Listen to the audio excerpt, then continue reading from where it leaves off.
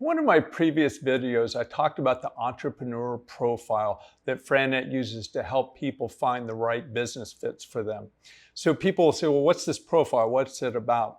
You might be familiar with DISC or Myers-Briggs. Those are profiles that a lot of times employers use to help them find the right candidate. So they want to make sure that your personality, your skill sets, everything else fit the job they're looking for. This is actually very similar to that. We created this entrepreneurial profile over 40 years ago, and we've had thousands of people take it.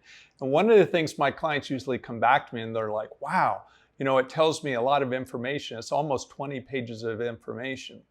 One of the things that I think people don't realize when you're buying a franchise is how much personality comes into play.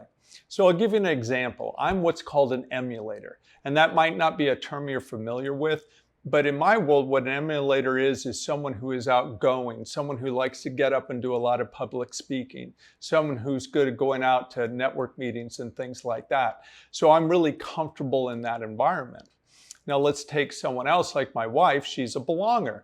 She's more comfortable with family. She wants to be around the employees and things like that. And if I told my wife, I said, hey, I need you to go up in front of this audience and do a presentation, she would be scared to death.